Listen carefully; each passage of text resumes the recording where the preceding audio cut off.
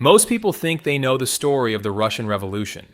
It goes something like this. For centuries, the Tsars ruled Russia as absolute autocrats while millions of peasants lived in grinding poverty.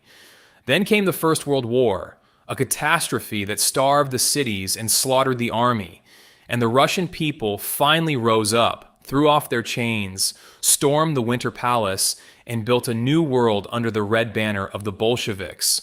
A story of the oppressed overthrowing the oppressor. Simple, righteous, and, like most simple stories about revolutions, only partly true. Because here's what the popular version leaves out almost entirely. By the summer of 1914, the Russian Empire was, by a wide margin, the single largest debtor nation on the face of the earth. It owed more money to more foreign lenders than any government in history had ever owed before. Its railways, its factories, its army, and quite literally its survival as a state had been financed for 2 decades on money borrowed mostly from the savings accounts of ordinary French families, school teachers, shopkeepers, widows, the kind of people who kept their money folded in a drawer rather than gambling it on the stock exchange.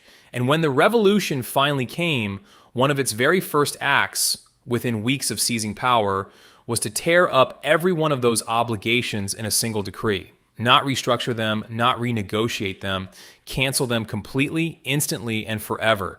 It remains to this day the largest sovereign default in recorded history. That fact alone should stop you in your tracks because it raises an obvious question. How does an absolute monarchy, run by an emperor who believed he answered to God alone, end up financially dependent on the retirement savings of people 2,000 miles away who had never seen Russia and never would? And once you start pulling on that thread, the whole familiar story of the Russian Revolution starts to come apart and reassemble itself into something stranger, more tangled, and far more revealing than the tale of oppressed masses spontaneously rising against a wicked Tsar. I want to be honest about something before we go further, the same way I try to be honest at the start of every one of these deep dives. The hunger was real. The suffering of the Russian peasantry across centuries of serfdom and its aftermath was real. The brutality of the autocracy, the massacre of unarmed protesters, the millions of soldiers thrown into a war they didn't choose and couldn't win. All of that is real, and none of what follows is an attempt to explain it away or to argue that money matters more than human suffering. But historians who have spent careers in the archives have assembled a version of this story that the standard textbook account simply doesn't have room for. A story about debt, about a very small number of committed people, about a foreign government's cynical gamble, and about the difference between what a revolution says it's doing and what actually brings a government crashing down. So let's go back, not to the storming of the Winter Palace, but to a finance ministry in St. Petersburg 2 decades earlier, where the whole chain of events that would eventually destroy the Romanov dynasty was quietly set in motion by a man trying to save it. His name was Sergei Witte, and in 1892 he became the Russian Empire's Minister of Finance, inheriting a country with a problem that no amount of willpower could solve on its own. Russia was enormous. It had more land than almost any nation on earth, more people than Britain, France, and Germany combined, and immense natural wealth sitting in the ground: coal, iron, oil, grain. But it had almost none of the capital needed to actually turn any of that potential into modern industry. Its population was overwhelmingly peasant, its domestic savings were negligible, and its tax base was thin and scattered across 11 time zones. Britain had industrialized over the better part of a century. Germany was doing it in a single generation with the help of a sophisticated banking system. Russia had neither the time nor the money to follow either path, and Witte understood that if the empire didn't modernize fast, it would be crushed by nations that had. So Witte built a strategy with 3 moving parts, and every part of it mattered. First, in 1897, he put the Russian ruble on the gold standard. This sounds like a technical footnote, but it was actually the single most important financial decision the empire made in this entire period. A currency backed by gold was a promise to foreign investors that their money would come back to them in something real, not in paper the government could print into worthlessness. It was, in effect, Russia's application for admission into the club of serious, creditworthy nations. Second, Witte built railways, staggering quantities of them, because in a country the size of a continent, a railway isn't just infrastructure, it's the nervous system of the entire economy. The crown jewel was the Trans-Siberian Railway, more than 9,000 kilometers of track laid by hand across permafrost, taiga, and mountain in a climate that killed the men building it, the longest railway ever attempted in human history. And third, and this is the part that decided everything that followed, Witte paid for nearly all of it with foreign borrowing. Not foreign companies investing directly in Russian industry, but bonds.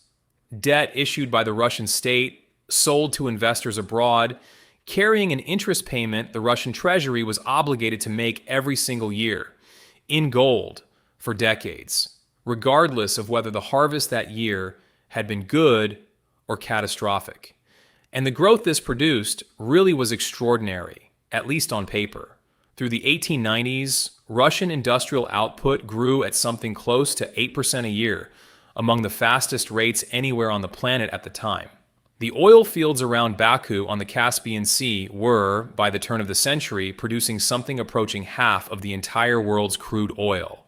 Iron production in the Donbass region multiplied. To a foreign observer glancing at the statistics, Russia looked like it was becoming a great industrial power in the span of a single generation. But underneath those impressive numbers sat a structural weakness that Witte himself understood perfectly well and wrote about candidly in his own private memoranda. This was industrialization built entirely on rented capital. The factories were real. The rail lines were real. The oil really was gushing out of the ground. But the money underneath all of it belonged to somebody else, and the interest on it had to be paid every year no matter what. A country in that position has no margin for error. It can survive one bad year. It cannot survive a bad decade, and it absolutely cannot survive a major war. Witte knew this so clearly that he spent years arguing that Russia's single most important strategic need, more important than any territorial ambition, was simply peace, 2 full decades without a major conflict, so the industrial base he'd built could mature to the point where it could pay for itself. He was overruled. First, in 1904, when Russia blundered into a disastrous war with Japan, and again, fatally, in 1914. But borrowed from whom exactly? Because there happened to be exactly one country in Europe sitting on precisely the kind of capital Russia needed.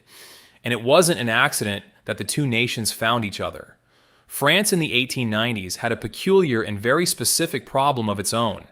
It had an enormous amount of accumulated household savings and, relative to the size of those savings, not nearly enough profitable places at home to put them.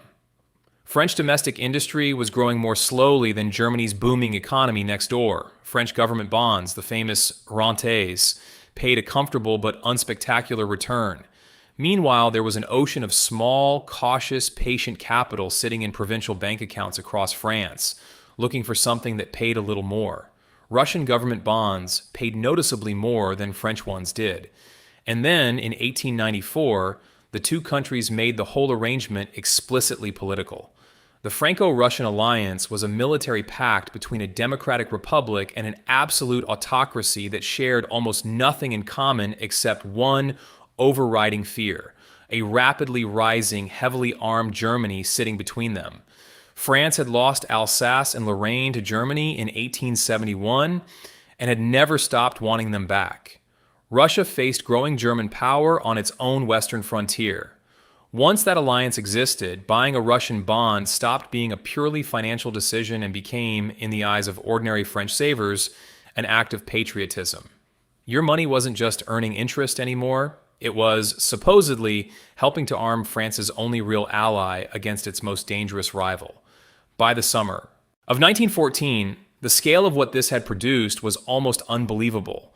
French investors held something in the neighborhood of 12.5 billion francs in Russian securities, the overwhelming majority of it in Russian government debt. Roughly a third of every single foreign bond held anywhere in France was Russian. Those holdings alone amounted to something close to 4.5% of the entire accumulated wealth of the French nation. And crucially, this was not the money of bankers and speculators. When the French government later drew up an official registry of who actually held this debt, roughly 1.6 million separate people declared holdings, and about three-quarters of all French-held Russian debt sat in the hands of small, middle-class private investors.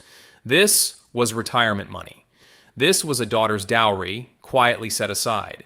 This was the money people kept, quite literally, in a drawer because it felt safer than the stock market and more patriotic than a French government bond.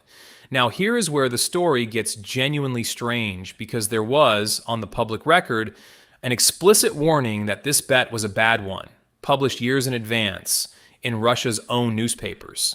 In December 1905, in the middle of the chaotic uprising that followed Russia's humiliating defeat in the war against Japan, the Workers' Council of St. Petersburg, the Soviet, published something that had never quite been attempted before.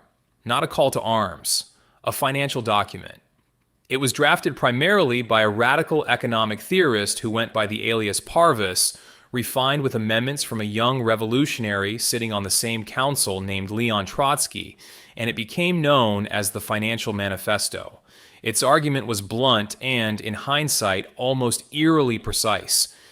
It stated that the autocracy had never possessed the genuine consent of the Russian people, that its finances were being propped up entirely by foreign loans, and that when the autocracy eventually fell, as the authors were confident it would, the new Russia would not consider itself bound to repay debts contracted by a government the people had never actually authorized.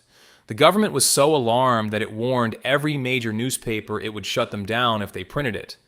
One paper ran it anyway, before its editors resigned in protest at watered-down coverage. It was distributed as a one-page leaflet on the streets, and within days it had crossed the border and reached Paris. You would think a document like that, an explicit, public, dated warning that a major sovereign borrower might simply refuse to pay, would have frozen French investment in Russian bonds solid. It did not. If anything, the opposite happened. Barely 6 months later, in June of 1906, the Russian government floated the largest single international bond issue the world had ever seen up to that point, roughly 2.25 billion francs, raised almost entirely in Paris, and ordinary French households poured their savings into it just as eagerly as before. The loan did exactly what it was designed to do.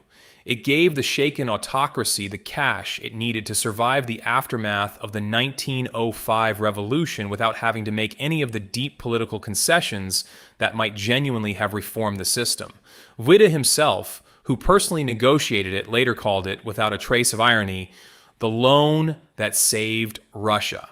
He wasn't exaggerating. Without that money, the Tsarist government might well have been forced to bargain, reform, or fall in 1906 rather than 1917. So why on earth did 1.5 million prudent, famously cautious French savers walk straight past an explicit written warning and hand over their life savings anyway? Part of the answer is the patriotic packaging of the alliance itself. But French parliamentary investigators later dug up something considerably more troubling. A commission in the early 1920s found that a substantial portion of the French financial press covering these Russian bond issues had quite simply been paid to say good things about them. Banks that earned enormous commissions from placing Russian loans quietly funneled money toward newspapers and financial columnists, who in turn produced glowing, reassuring coverage of the Russian economy at precisely the moments investors most needed to be reassured. The warning had been published in plain language in a real newspaper for anyone to read, but the channels that were supposed to carry that warning to ordinary households, the financial press people trusted to size up a risk honestly, had in significant part already been bought by the very people creating the risk in the first place.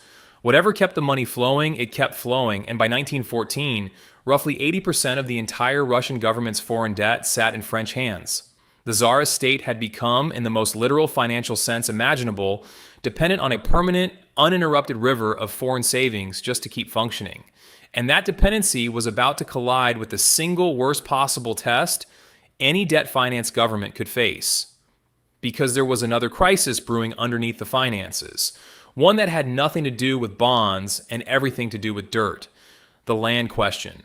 Russia had abolished serfdom back in 1861, but the way it did so left the vast majority of peasants trapped inside communal village structures called the mire, farming scattered strips of land collectively controlled by the community rather than owned outright by individual families, and still burdened by decades of redemption payments to the state for the very land they worked. By the early 20th century, Russia's rural population had exploded, farms had been subdivided again and again across generations, and hunger for more land, specifically the vast estates still held by the aristocracy, had become one of the most combustible political forces in the entire empire. In the aftermath of 1905, Prime Minister Pyotr Stolypin tried to diffuse this pressure with sweeping reforms designed to let peasants leave the commune, consolidate their scattered strips into private farms, and become a class of independent, conservative smallholders with a personal stake in the existing order. Exactly the kind of stable, rural middle-class Stolypin believed would inoculate Russia against future revolution. It was a genuinely serious attempt at structural reform, but it required time to work, roughly a generation by most contemporary estimates, and Stolypin himself was assassinated in 1911.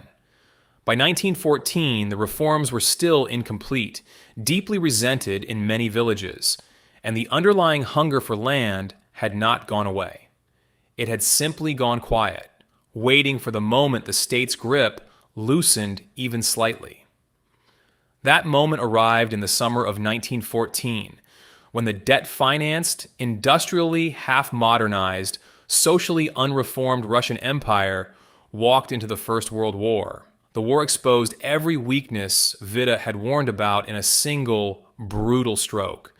Russia's rail network, impressive as it looked on a map, was nowhere near dense enough to supply an army of millions across a front that stretched for 1,000 miles. Its factories, built with borrowed capital, could not produce shells and rifles fast enough to keep pace with the staggering consumption of industrial warfare. Its peasant soldiers, many of them barely literate, were thrown into modern combat against a German army that was, in almost every technical respect, generations ahead. Casualties climbed into the millions. Inflation ate away at wages in the cities. Bread, quite literally, ran short in the capital. And in February of 1917, it was hunger and exhaustion in the streets of Petrograd, not Lenin, not the Bolsheviks, who at that point were a scattered, largely irrelevant faction with most of their senior leadership still in foreign exile, that brought down the 300-year-old Romanov dynasty. Nicholas II abdicated within days, and a provisional government drawn from the old parliament, the Duma, stepped into the vacuum, genuinely intending to build something like a Western constitutional democracy. And this is where the story usually skips straight ahead to Lenin's triumphant return and the storming of the Winter Palace. And in doing so, it skips over 8 of the most consequential months in the entire history of the 20th century.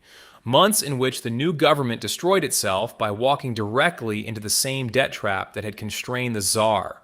Because the provisional government inherited not just a starving country and a disintegrating army, it inherited Russia's foreign obligations too.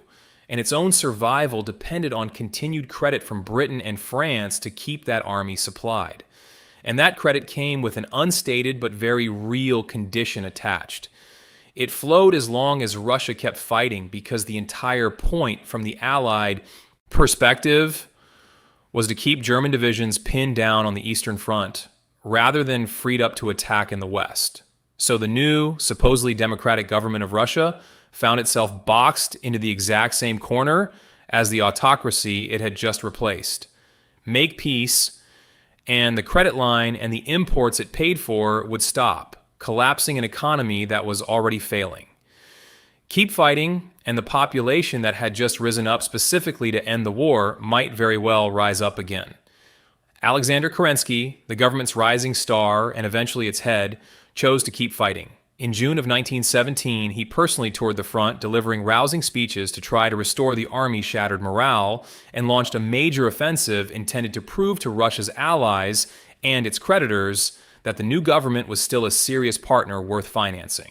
The attack succeeded for about 3 days. Then Russian soldiers, many of whom had spent the preceding months debating orders in newly formed committees rather than simply obeying them, began refusing to advance. Discipline, already fragile, evaporated almost overnight. German and Austrian forces launched a devastating counterattack. And what had begun as a campaign to save the government's international credibility ended by destroying what remained of the army's will to fight at all. Soldiers didn't just retreat, they deserted en masse, walking home by the hundreds of thousands, often carrying their rifles with them, straight back to the villages where the old, unresolved hunger for land was still burning. Across the countryside, peasants and returning soldiers began simply seizing the great estates and dividing them up themselves, without waiting for any government, old or new, to grant them permission. The land question that Stolypin had tried and failed to solve a decade earlier was now settling itself, violently and spontaneously, exactly as the empire's central authority came apart. So by autumn of 1917, sit with the actual shape of the situation for a moment. You have a government that took the single most unpopular action available to it, launching a doomed offensive at the exact moment of its greatest weakness, substantially because its foreign creditors required continued fighting as the price of continued credit. You have a countryside where peasants had simply stopped waiting for reform and begun redistributing land on their own initiative. And you have an army that had, in practical terms, already dissolved itself from the bottom up. Lenin's famous three-word slogan, "Peace, Land, Bread," wasn't a stroke of marketing genius invented from nothing. It was a precise inventory of the three things the debt-bound, war-obligated provisional government had proven structurally incapable of delivering. But there's one more thread running underneath all of this, and it connects directly back to that Financial Manifesto from 1905 through the very same man who helped write it. Alexander Parvus, the theorist behind that 1905 warning to French bondholders, spent the war years in exile developing a genuinely radical idea that a foreign power at war with Russia could accelerate a domestic Russian revolution as a deliberate weapon of war, knocking Russia out of the fighting entirely and freeing German troops for the Western Front. He took this proposal directly to German officials, and Berlin, calculating with cold precision, agreed. In April of 1917, the German government arranged and financed the transport of Lenin and roughly 30 of his fellow exiles across German territory in a sealed railway carriage, sometimes called the sealed train, from Switzerland through Germany to the Baltic coast, and from there on to Petrograd's Finland station, where cheering crowds greeted him on arrival. German assistance did not end with a train ticket. Through intermediaries in Stockholm and Copenhagen, including Parvus himself, German money continued flowing toward Bolshevik operations for months afterward, helping fund their newspaper Pravda and their organizing network at precisely the moment they needed it most. Historians still argue, and probably always will, over exactly how much of this money reached Lenin directly and how consciously he understood its origin. What isn't seriously disputed is that Imperial Germany, one of the most conservative, autocratic governments on the entire continent, made a calculated bet that funding a Marxist revolutionary was a price worth paying to remove Russia from the war. And the same man who had once warned French investors that Tsarist Russia was a bad financial bet spent the war years helping to engineer the very collapse he'd predicted 12 years earlier. And when the actual seizure of power finally came in late October of 1917, it looked almost nothing like the cinematic mass uprising later Soviet propaganda would immortalize. The dramatic images most people picture, thousands of workers storming the Winter Palace's gates under artillery fire, the cruiser Aurora unleashing a decisive bombardment, come almost entirely from a staged theatrical reenactment filmed and performed on the third anniversary of the event in 1920, footage that later got folded into propaganda films and popular memory as though it were documentary reality. The actual event was considerably smaller and quieter. By most careful historical estimates, the entire operation was carried out by something on the order of 25,000 armed workers, soldiers, and sailors, organized under the Petrograd Soviet's Military Revolutionary Committee, seizing key installations, bridges, and communication points around the city, while the vast majority of the capital's population simply went about an ordinary day. Theaters stayed open, shops stayed open. The Winter Palace itself was defended by a thin, demoralized garrison that mostly melted away rather than fight. And the fighting that did occur produced remarkably few casualties, certainly nothing resembling the pitched battle of legend. When elections for a constituent assembly were finally held that November, the vote Russia had actually been promised for months, the Bolsheviks won only around a quarter of the seats, while the socialist revolutionaries, representing the country's vast peasant majority, won roughly 40%. Lenin's response to that inconvenient result was simply to shut the assembly down by force after a single session. What actually happened in October 1917 looks considerably less like a spontaneous mass revolution and considerably more like a small, disciplined, ideologically committed faction moving decisively into a power vacuum that years of debt, war, and institutional collapse had already carved out for them. Which brings the story full circle back to Paris and back to that warning published 12 years earlier. On the 21st of January 1918, by the old Russian calendar, the 3rd of February by ours, the new Bolshevik government's Central Executive Committee ratified a decree signed by Lenin formally annulling every loan contracted by the Tsarist government, by the provisional government that followed it, and by Russian municipal bodies, not restructured, not postponed, void in its entirety, effective immediately. Payments had actually already stopped weeks earlier. The decree simply removed any remaining hope that they would ever resume. On the 18th of February 1918, diplomatic representatives of 19 countries, including France, Britain, and the United States, delivered a joint formal protest, arguing that a nation's public debts belong to the state itself and don't simply evaporate because the government in charge happens to have changed. The protest changed absolutely nothing, and in tens of thousands of French households, an ornately printed piece of paper bearing the Russian imperial eagle, representing in many cases an entire lifetime of careful saving, quietly became worth nothing at all. The consequences rippled outward for decades. France alone had lost roughly a quarter of everything it held in foreign investments overnight, flipping the country from a net creditor to a net debtor at the exact moment it was trying to rebuild from the most devastating war in its history, which is part of why France pursued reparations from a defeated Germany after 1919 with such uncompromising ferocity. Some of the pressure that would eventually help destabilize the Weimar Republic had its roots, in a very real sense, in a default declared in Petrograd. Allied troops, including French, British, American, and Japanese forces, would go on to intervene in the Russian Civil War that followed, for a genuinely tangled set of reasons. But among the interests quietly sitting in the room was the plain fact that the world's largest debtor had just refused to pay, and its creditors would obviously have preferred a government willing to.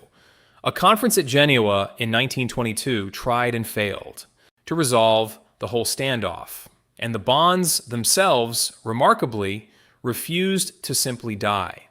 They kept trading in Paris for decades, purely as speculation on some eventual future settlement, all the way into the 1990s, until a treaty in 1997 finally closed the file with a token payment worth a small fraction of what had originally been lost.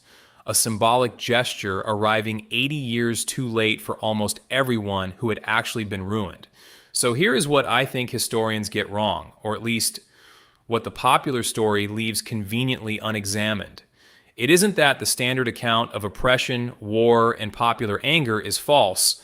It's that it treats the Russian Revolution as a single, self-contained morality play. A wicked emperor, a suffering people, a righteous uprising, when what the archives actually show is a far more tangled machine with several interlocking failures grinding against each other at once. A state that financed its own survival for 2 decades on foreign savings rather than genuine domestic reform, buying itself time instead of using that time to change. A financial press that had been quietly paid to reassure the very people who most needed an honest warning. A land question that Stolypin understood and tried too slowly to solve. A war that any honest observer, including the men who built the imperial economy, knew the empire could not actually afford. A foreign government that made a calculated wartime bet on a revolutionary exile. And, when the moment of collapse finally arrived, a remarkably small and disciplined group of people who understood, better than anyone else in the room, exactly how to walk into the vacuum all of that had created. I want to be fair to everyone caught inside this story, because the moral accounting genuinely isn't simple. The French bondholders were not villains. They were ordinary savers who had been told by their banks, and in no small part by newspapers that had been paid to say so, that this was a safe and patriotic place to put their money. And when the loss came, it fell hardest on people with the least capacity to absorb it. But the Bolshevik argument isn't empty either, and it later found real expression in international law as the doctrine of odious debt. The idea that money borrowed by a regime without the genuine consent of its people and spent in significant part on suppressing those very people or fighting a war they never chose is not a debt their descendants are obligated to inherit. Whatever you think of everything the Bolsheviks went on to do after they took power, their warning back in 1905 had made exactly that argument, in public, in print, more than a decade in advance, and it had simply been ignored by everyone with the money to act on it. What actually toppled the Russian Empire wasn't a single dramatic uprising of a unified, righteously furious people, however satisfying that image is. It was a slower, stranger collision of forces, most of them financial, structural, and almost invisible from ground level at the time. A regime that borrowed itself into permanent dependency rather than confronting its own contradictions. A war its own finance minister had predicted it could not survive. A land reform that ran out of time. A foreign power willing to gamble on chaos. And a small, disciplined faction that understood, with cold clarity, exactly which threads to pull once everything else had already come loose. That is a far less comforting story than the one usually told, because it doesn't end with good triumphing cleanly over evil. It ends with the recognition that empires, like people, rarely fall from a single blow. They fall because years of quiet, compounding decisions finally run out of room to hide. If you found this deep dive valuable, take a second to hit that like button and subscribe to the channel. It genuinely helps more than you'd think, and it's what lets me keep making these long, carefully researched breakdowns of the history we thought we understood. And if you've got your own take on what really brought down the Russian Empire, drop it in the comments. I read every single one. Thanks for watching, and I'll see you in the next one.